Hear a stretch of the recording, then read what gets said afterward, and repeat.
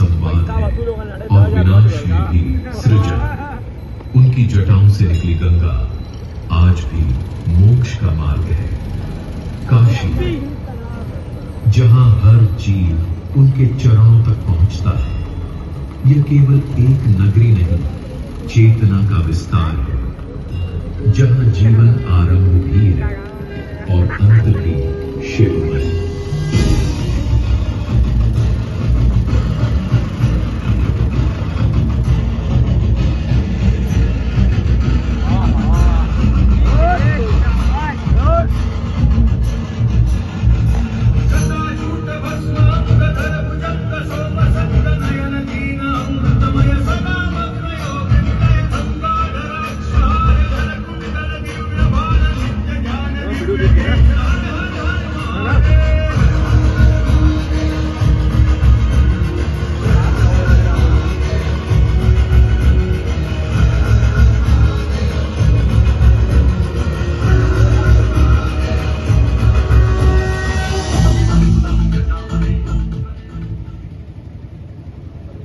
उनका घोड़ा समाधि में लीन ऋषि कपिल के पास बांध दिया।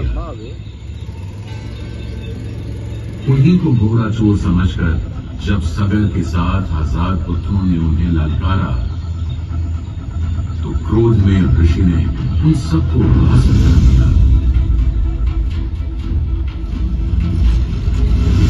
सगर के अंतिम पुत्र अंशुमन ने जब क्षमा मांगकर अपने भाइयों के तर्पण का रास्ता पूछा, तो कपिल मुनि ने कहा कि यह तर्पण केवल गंगा जल से ही हो पाएगा, जो स्वर्ग में ब्रह्मा जी के पास रहती थी।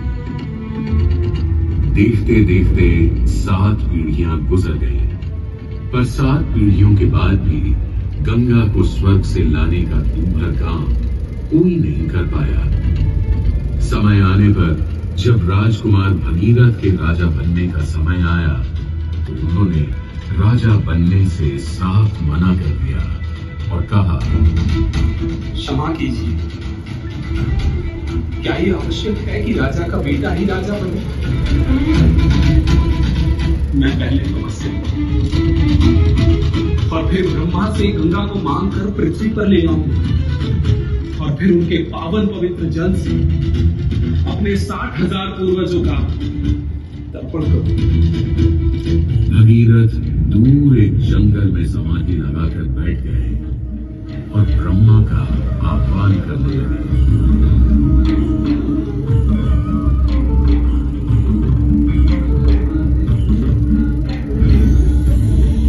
प्रसन्न होकर ब्रह्मा जी ने कहा, तथास्तु, किंतु यदि गंगा स्वर्ग से सीधे धरती पर गिरी तो पृथ्वी को चीरते हुए गंगा सीधे पाताल में पहुंच जाएगी। इसलिए तुम भगवान शिव शंकर को मनाओ, ताकि गंगा जब स्वर्ग से नीचे उतरे तो वो उसे अपनी जटा में थाम ले। अब भगीरथ ने एक अंगूठे पर खड़े होकर भगवान शंकर को मनाने के लिए शिव शंकर का जाप शुरू कर दिया।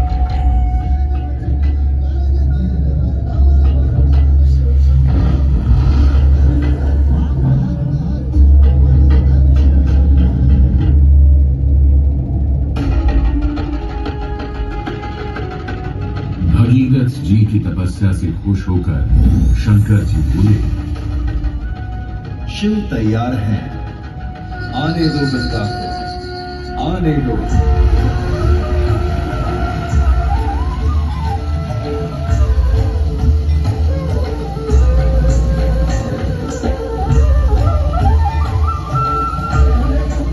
गंगा ने भगीरथ के साथ गंगा सागर जाकर सगर के पुत्रों का उद्धार किया। बरसात वह भारत की सबसे महत्वपूर्ण नदी बन गई।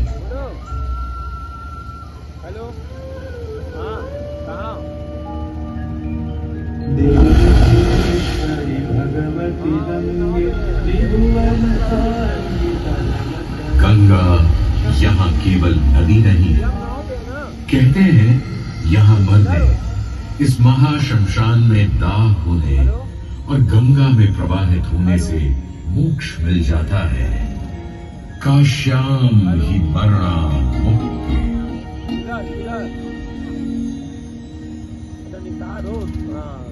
किंतु इस पवित्र काशी में कभी देवताओं और भगवानों का आना भी दूभर हो गया था, त्रिपुरासुर राक्षस की वजह से।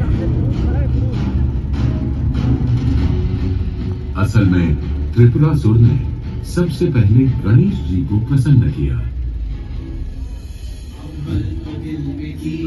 पूजन गणेश जी, सुदेव फिर बखानिए धन धन गणेश जी। कहते हैं राक्षस त्रिपुरासुर की तपस्या से प्रसन्न होकर भगवान शंकर के पुत्र गणेश जी ने त्रिपुरासुर को अपना विशेष आशीर्वाद दिया था। गजानन गणेश जी ने त्रिपुरासुर को यह भी वरदान दिया कि उनके पिता भगवान शिव शंकर शंभो के अतिरिक्त कोई कभी कहीं उसके प्राण नहीं ले पाएगा। ऐसी अपूर्व शक्ति पाकर त्रिपुरासुर स्वच्छंद हो गया।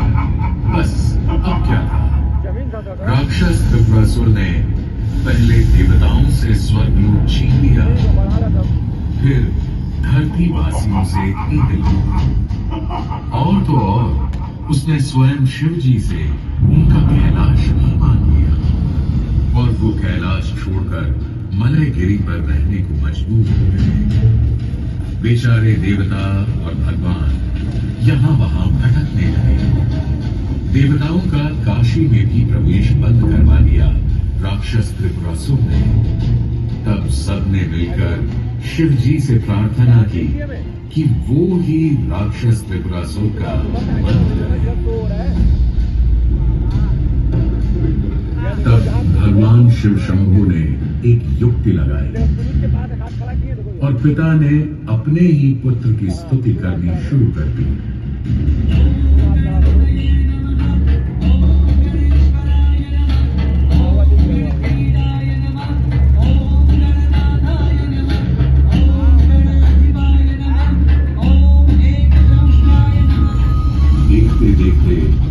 शिव जी के हाथ में ऐसा धनुष आ गया जिसकी प्रत्यंचा बनी थी वासुकी नाग से, और बाण था विष्णु जी का वज्र। पृथ्वी उनका रथ बना जिसके दो पहिए थे सूर्य और चंद्रमा।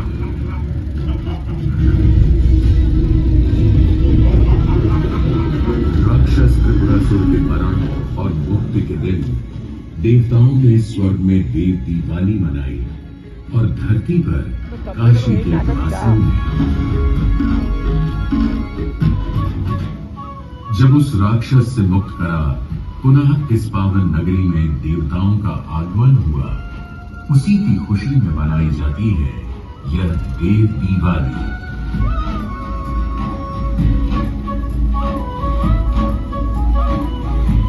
इस दिन काशी का प्रकाश स्वर्ग में और आकाश का प्रकाश गंगा में ऐसे प्रतिबिंबित हो उठता है कि उस रोशनी में कार्तिक पूर्णिमा का चंद्रमा भी मध्यम पड़ जाता है।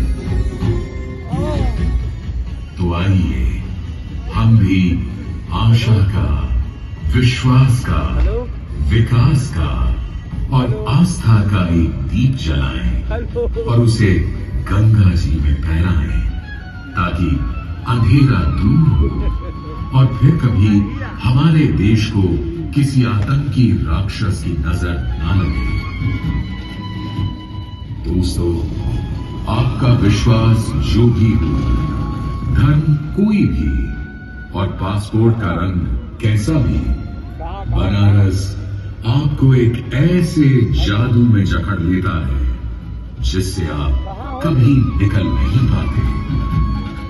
किसी ने कहा है ना, यहाँ के कंकर कंकर में शंकर है, बूंद बूंद में गंगा, पग पग पे तीर्थ है, दृश्य दृश्य में दर्शन, कण कण में काशी है और रस रस बनारस।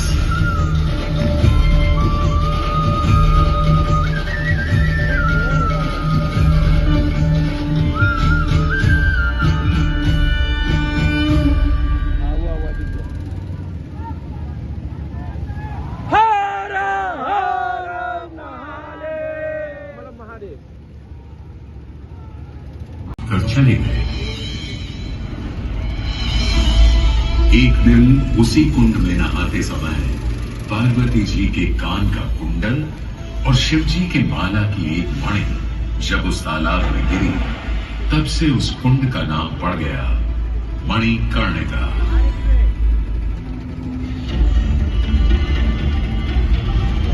शिव जी की इस नगरी में 9वीं सदी में दूर दक्षिण से आए शंकराचार्य ने काशी में ही शंकर दिग्विजय की नींव रखी।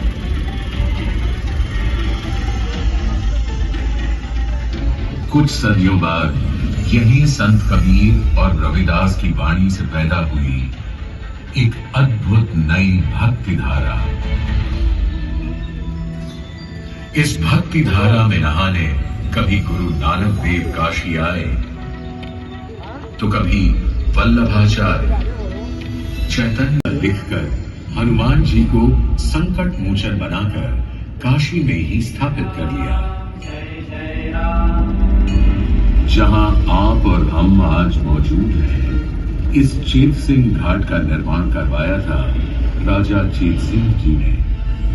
राजा चेत सिंह ने अंग्रेजों के खिलाफ अडिग साहस से अन्याय के विरुद्ध आवाज उठाई, और उस प्रसंग की याद में आज भी बनारस में कहावत सुनाई देती है, न हाथी पे गौदा न घोड़े पे जीन, छोड़ के बनारस भगा भाने में सीन।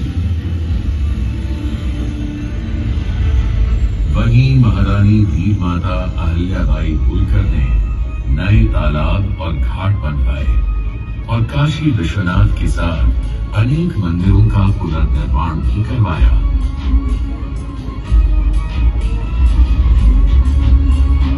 यहाँ की पंचक्रोशी परिक्रमा में काशी की 7 पुरियों स्थलों, 56 विनायकों और देवी देवताओं के 108 मंदिरों के भी दर्शन होते हैं।